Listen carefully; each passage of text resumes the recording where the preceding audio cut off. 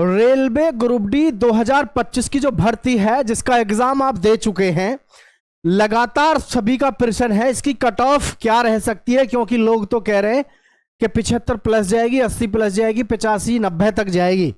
लेकिन आंसर की आने के बाद अच्छों का जो वहम था वो टूट गया। जो बता रहे थे कि मेरे 80% ठीक है, 85 ठीक है, वो 55 और 60 पे अटके हुए हैं।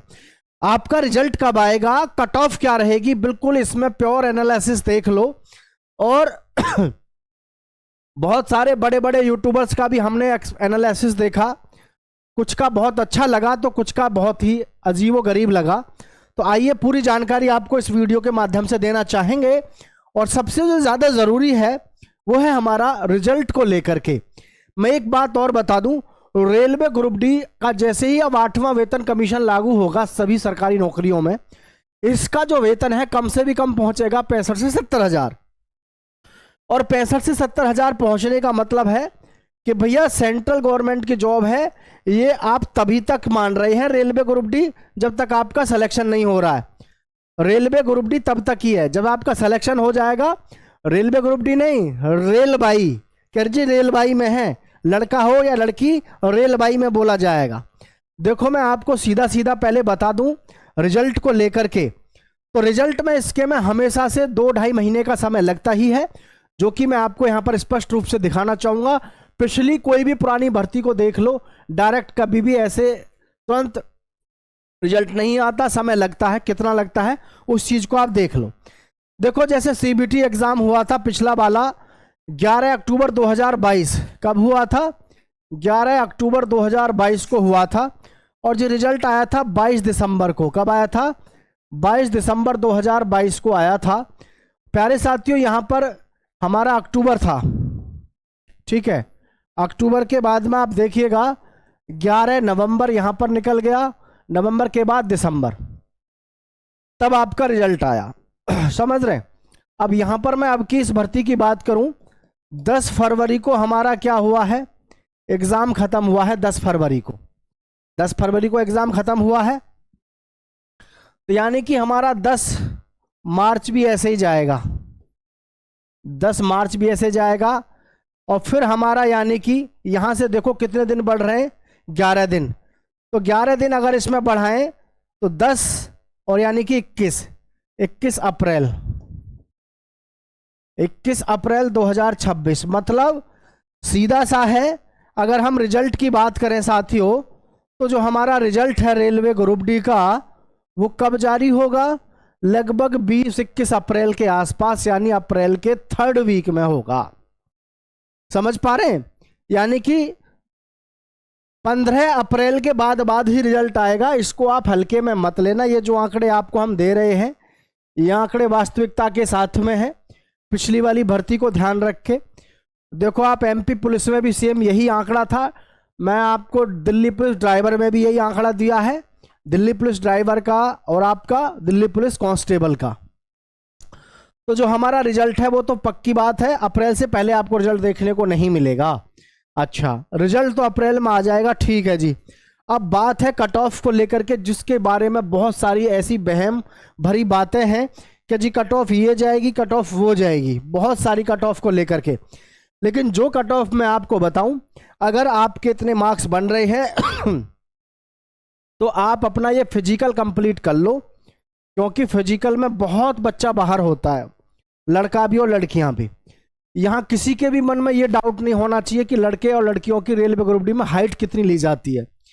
डाउट इसलिए नहीं होना चाहिए क्योंकि रेलवे ग्रुप डी में लड़के और लड़कियों की हाइट काउंट नहीं की जाती है, यानी हाइट का कोई क्राइटेरिया नहीं है, केवल फिजिकल का है, जिसमें आपको 1000 मीटर की रेस मारनी है 4 मिनट 15 सेकंड में, 35 किलोग्राम वजन लेके दौड़ना है 100 मीटर 2 मिनट में, और लड़कियों को 400 मीटर की दौड़ मारनी है 2 मिनट 40 सेकंड में, और 20 किलोग्राम वजन लेके दौड़ना है 100 मीटर 2 मिनट में। इस तरीके से आपके पास में ये गोल्डन अपॉर्चुनिटी रहती है। फिजिकल बहुत नॉर्मल होता है, और मैंने आपको जैसा कि बताया फिजिकल में मेजरमेंट ना तो चेस्ट का मेजरमेंट होता है और ना ही साथियों आपकी हाइट का मेजरमेंट होता है, यानी आपकी हाइट भी चेक नहीं होती है, ठीक है। अब किसी के मन में कोई डाउट हो यहाँ हाइट वगैरह फिजिकल को लेकर के तो बताइएगा। ठीक है, अब देखो यहाँ पर एक चीज समझना सभी साथी,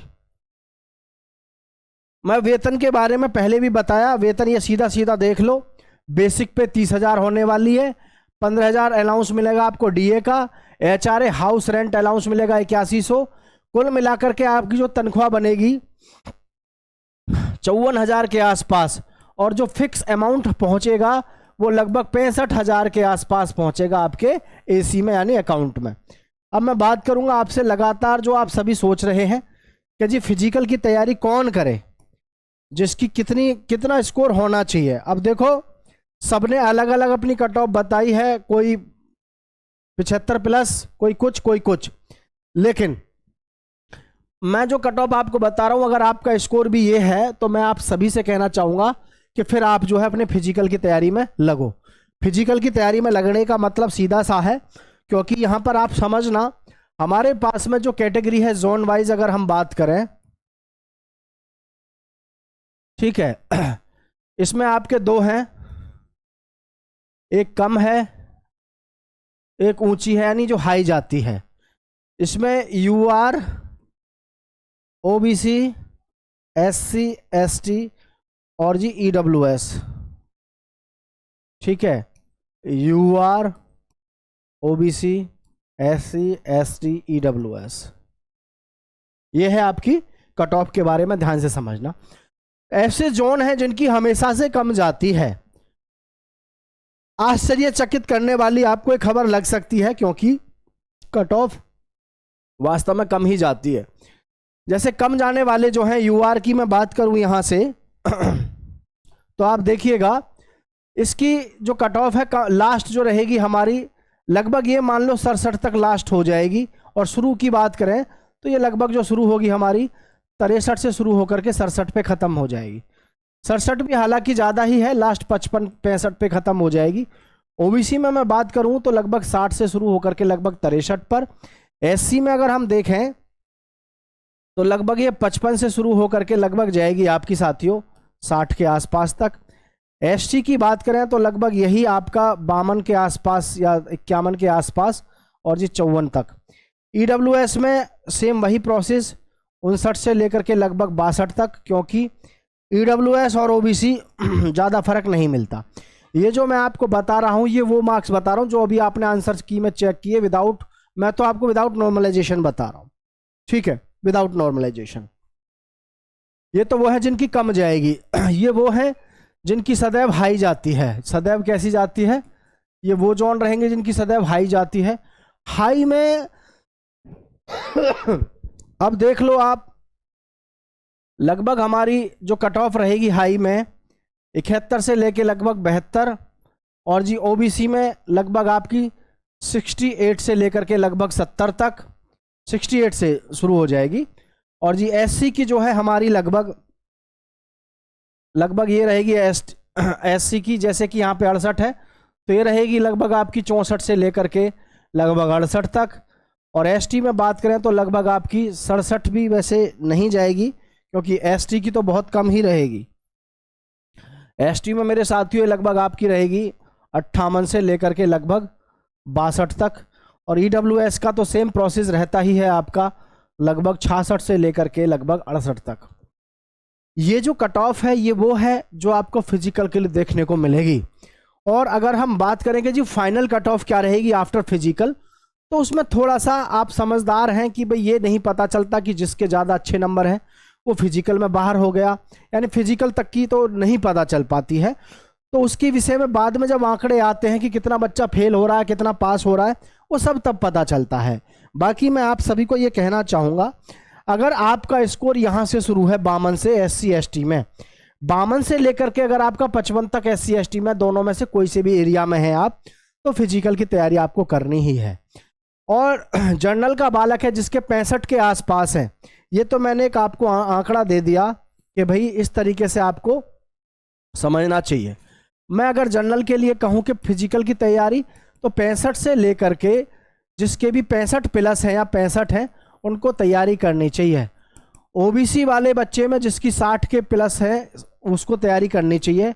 SC में लगभग जिसके आपके 55 हैं प्लस हैं उसको तैयारी करें, 55 हो या 55 प्लस तैयारी करो। ST वाला बच्चा जिसके 50 हैं उसको तैयारी करनी चाहिए, और लड़कियों का भी लगभग औसत इसी के आसपास रहेगा। तो मेरे कहने का मतलब बिल्कुल सिंपल सा है, ये तो कट ऑफ है, लेकिन फिजिकल की तैयारी आपको यहाँ पर करनी चाहिए अगर इतना स्कोर है तो। पता चला कि आप फिजिकल में रह गए, पूरी साल की मेहनत आपकी खराब चली गई, तो please all the students who are watching us, then you are deeply requested to prepare your physical if you are also nearby this score. अगर आप इस स्कोर के आसपास हैं तो आपको फिर जो है तैयारी करनी चाहिए। जय हिंद, जय भारत साथियों।